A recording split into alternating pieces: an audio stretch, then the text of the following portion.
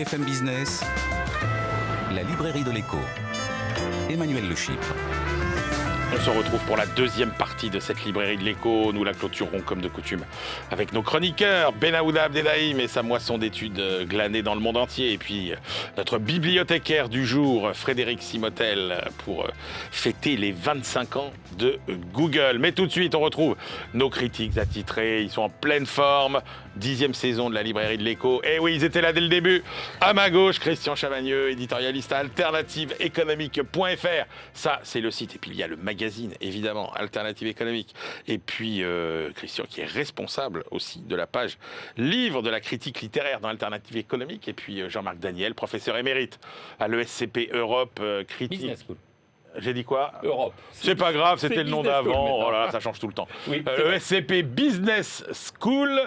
École supérieure de commerce, business school, ok, c'est super, cohérent. Et puis, vous êtes aussi président, je dis critique, évidemment, mais président aussi de la Société d'économie politique. Allez, on rend hommage, tiens, à une petite collection qu'on aime bien cette semaine dans la librairie de l'écho, la collection Repère la découverte. D'abord, Christian, avec un classique, l'économie mondiale 2024, l'opus réalisé par le CEPI. Oui, c'est un annuel, on le connaît bien. D'habitude, on le prend en dernière minute parce que c'est une succession de petits articles. Mais là, j'ai choisi de le présenter et de lui donner plus d'importance parce que j'ai l'impression que ce numéro, il diffère un petit peu des autres. Ouais.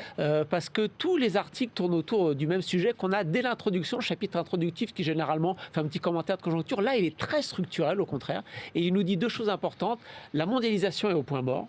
Et c'est le grand retour des États dans le capitalisme contemporain. Et ça, on le décline partout, on le retrouve partout, je pense que ce n'est pas volontaire, mais on le retrouve partout dans tous les commentaires. Ça commence avec un chapitre sur la politique industrielle, bien évidemment, mais il y a un petit truc sur l'énergie, je laisse de côté, sur la politique industrielle, où on nous rappelle que quand on veut développer les industries naissantes, nous, la France, l'Allemagne, l'Angleterre, les États-Unis, il y a eu du protectionnisme. Aujourd'hui, il y a une industrie naissante qui est celle de la lutte contre le réchauffement climatique, donc c'est le retour du protectionnisme pour protéger cette nouvelle industrie qui est en train de grimper. Il y a un argument qui consiste à dire la France est plus désindustrialisée que l'Allemagne parce qu'on a donné plus d'importance à la demande intérieure.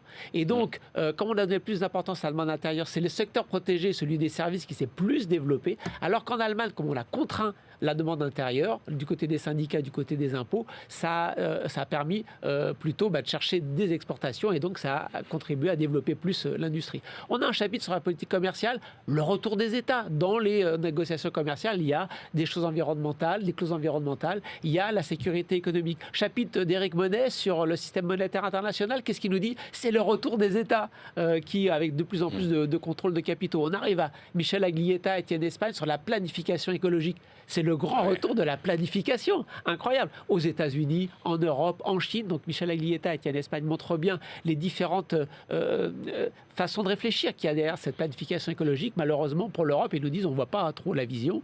Et puis, dernier chapitre, Isabelle Coupé-Soupéran, Wojtek Kalinowski, sur comment est-ce qu'on finance la transition écologique. Il y a déjà beaucoup de capitaux. Il faudrait peut-être juste les remettre du bon côté. Non, parce qu'il y a des choses, il y a des investissements qui ne sont pas du tout rentables. Le privé, il n'y a pas. Ok, c'est le rôle du public. Est-ce qu'on fait du pisani-mafouze, un petit peu d'impôts en plus, un petit peu de dette publique ? Ça ne suffira pas non plus, nous disent les deux auteurs. Il va falloir que les banques centrales financent directement ou en trouvant le mécanisme approprié la transition écologique, mais encore un retour de la puissance publique. Tous les chapitres, en fait, nous disent c'est le retour de la puissance publique dans le capitalisme. Alors on est d'accord, on n'est pas d'accord, on est content ou pas content, mais c'est cette lecture, j'ai trouvé, qui traversait tous les chapitres et que j'ai trouvé intéressante. Oui, et qui nous dit que finalement, il y a assez du cyclique dans tout ça.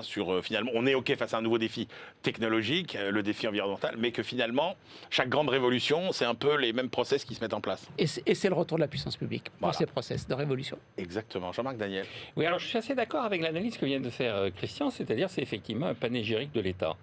Donc c'est pas le sujet, c'est-à-dire le sujet. Pas un panégyrique, Jean-Marc. Si, c'est l'État par-ci, l'État par-là. On arrive même à des paragraphes où on nous explique que le Parti communiste chinois est en train d'inventer la civilisation écologique. Il y a une espèce de ode d'amour au Parti communiste chinois. En fait, ce livre qui était au départ, effectivement, normalement, une espèce de résumé de l'histoire de l'économie mondiale pendant une année, est devenu dans ce numéro-là une espèce de manifeste Est, c'est plus un repère au sens historique, c'est plus un repère ERE, c'est un repère AIRE, c'est-à-dire un repère de gauchistes. C'est devenu une espèce de délire gaucho-mondain. Le seul article qui est vraiment intéressant, c'est celui du début, qui aurait pu effectivement être davantage développé, mais vous savez rien sur ce qui s'est passé dans la crise des pays en voie de développement, comment on a sorti le Ghana de la situation dans laquelle il était. Vous savez pas ce qui s'est passé dans les émissions de DTS. Vous savez pas ce qui s'est passé à cause de la crise en Ukraine. Vous savez rien de ce qui s'est passé dans l'économie mondiale. En revanche, vous apprenez effectivement que le Parti communiste chinois va inventer une civilisation écologique. Vous apprenez que l'État revient, que l'État va nous sauver, que l'État est porteur de l'avenir. Et donc, effectivement, cet exercice est un exercice un peu, c'est comme le vin tous les ans. Il y a une nouvelle récolte, il y a un nouveau cru. Là, mais c'est vrai que d'habitude, c'était un peu un passage en revue de tous les grands événements économiques de l'année. Là, pas du tout. Là, c'est pas rangé pendant les vacances. Hein. C'est un brûlot de propagande.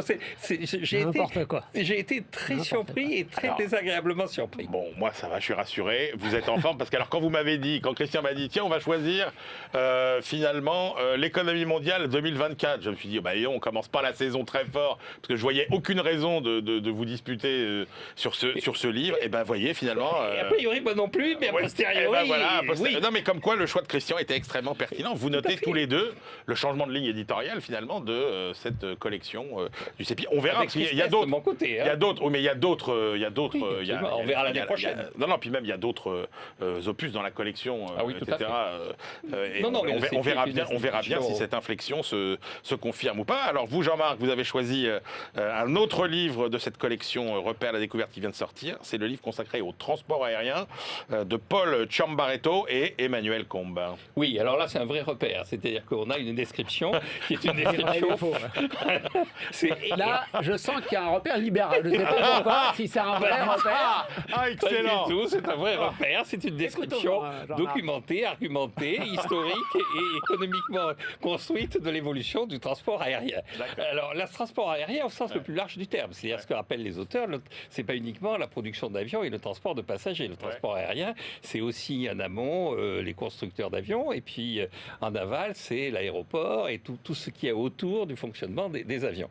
Alors, il y a un premier chapitre qui fait un rapide exposé historique en montrant bien qu'il y a eu d'abord la phase des pionniers, ensuite l'accélération dans le développement du transport lié aux deux guerres mondiales. Chaque guerre a apporté à la fois des réformes dans l'organisation, des progrès technologiques qui ont été ensuite convertis en avions de transport. Et puis, il y a la grande libéralisation, Carter, 1978, l'ouverture à la concurrence, et avec ça, le développement du low-cost. Alors, tout ça est décrit de façon assez factuelle, avec quelques points qui sont mis particulièrement en avant, et notamment sur le low-cost. Il y a un chapitre sur le low-cost qui montre bien les enjeux du low-cost, qui montre que finalement, le low-cost aurait eu comme conséquence de séparer en deux le transport aérien. D'un côté, il y a le transport traditionnel, commercial, qui est réservé plus ou moins aux hommes d'affaires, et puis le low-cost, qui est devenu le moyen privilégié pour les touristes de se déplacer, et qui a permis une démocratisation considérable du transport aérien.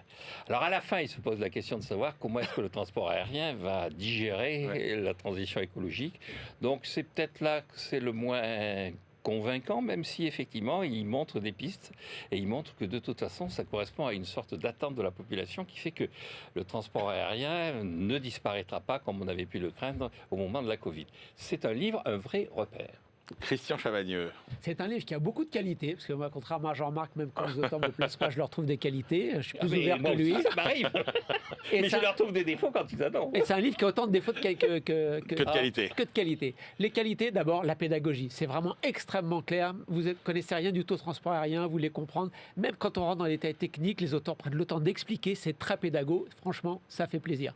Du coup, on comprend bien que les deux auteurs sont vraiment des spécialistes du sujet. On apprend plein de choses. Ah, bien sûr, sur le fameux yield management, comment chacun dans un avion ne paye pas le même prix. Tout ça, on connaît. Mais c'est bien expliqué sur les droits dans les aéroports. Pourquoi est-ce qu'Ethiopian Airlines peut avoir un slot à Charles de Gaulle? On comprendra pourquoi en lisant le bouquin. Et puis, le dernier chapitre, moi, j'ai beaucoup aimé. Il y a aussi des défis. Il y a des défis environnementaux. C'est vrai que c'est un secteur émetteur de gaz à effet de serre. Et des défis sociologiques. Est-ce que les hommes d'affaires dont on comprend qu'il faut font. Le business, c'est vraiment ce qui rapporte beaucoup d'argent en compagnie. Est-ce qu'avec, par exemple, Tips et tout ça, est-ce qu'ils vont pas faire beaucoup moins et donc les compagnies aériennes vont devenir moins rentables? Et puis il y a des enjeux de souveraineté, on nous dit. Donc même cette question économique, elle touche à l'environnement, à la sociologie, aux politiques. Tout ça, c'est les qualités. Mais de l'autre côté, il y a des défauts. Jean-Marc l'a dit, mais l'avion, c'est démocratisé. Voyons, tout le monde prend l'avion. Qui n'a pas pris l'avion? Mais qu'est-ce que c'est? Je ne sais pas, je n'ai pas compris pourquoi. Les auteurs veulent nous dire. Je suis tombé sur une interview du PDG de Boeing qui dit plus de 80% des gens sur Terre n'ont jamais pris l'avion. Non, tout le monde n'a pas pris l'avion. Vous avez une étude de la DGAC, Direction Générale d'Aviation Civile, qui dit que 2% des ouvriers en France ont pris l'avion. Je ne sais pas pourquoi, enfin si, je sais pourquoi. Les auteurs veulent nous dire que mais c'est devenu un mode de transport quotidien. On prend l'avion comme on prend le bus. Et donc... Oui, mais ça, c'est pas faux, Christian. Mais ça veut dire que... Si, c'est complètement faux quand 2% des ouvriers oui, mais sauf que ça veut dire quoi? l'avion. Ça veut dire que ce sont les mêmes qui prennent souvent l'avion. Donc quand on dit ça pas... s'est démocratisé, on le prend comme on prend le bus, oui, une partie de la population le prend comme on prend le bus, mais une partie. Mais ce que vous comprenez dans le bouquin, c'est que tout le monde le prend. Et donc là, ça ne va pas du tout. Défense aussi de l'aviation, surtout, il ne faut pas les taxer. Alors, c'est pas dit comme ça, c'est dire, franchement, ils émettent 3% des gaz à effet de serre. Pourquoi vous allez embêter un secteur qui émet 3%? Mais 3%, c'est énorme. 3%, c'est énorme. C'est comme l'Allemagne. Et l'Allemagne, ça baisse. Et pour l'aviation, ça explose. Et ils nous disent que ça va continuer à monter, donc ça va encore exploser. 3%, c'est énorme. Et les deux auteurs sont en train de donner des interviews dans la presse pour dire arrêtez d'embêter le secteur. Donc on voit bien que là aussi, il y a un débat tout à fait idéologique derrière, c'est-à-dire n'embêtez pas ce secteur et ne le taxez pas. La troisième chose, Jean-Marc l'a dit, le transport aérien, c'est aussi en amont des constructeurs. Il n'y a rien sur la guerre économique entre Boeing et Airbus. Comment les Chinois ont fait pour nous piquer toutes nos réserves technologiques pour arriver à présenter quelque chose qui est en train de concurrencer les Airbus et les Boeing? Ça, ils sont trop économistes, ils ne veulent pas sortir de leur champ et du coup, toute la guerre économique n'est pas là, toutes les batailles autour de, rappelez-vous, la privatisation de l'aéroport de Paris, privatisation qui a échoué, toutes les batailles du capitalisme, des capitalistes autour pour savoir tout ça, on passe à côté, c'est dommage, c'est l'approche économiciste qui fait qu'on a plein de choses, je l'ai dit, c'est pédago, c'est riche, mais à côté, on se prive de plein d'autres éléments qu'on aurait bien voulu voir. Messieurs, je vous trouve extrêmement en forme et ça augure d'une très belle saison. On se retrouve tout de suite avec nos chroniqueurs et c'est maintenant Benahouda Abdelhaim et Frédéric Simotel, notre critique, notre bibliothécaire du jour, je vais y arriver.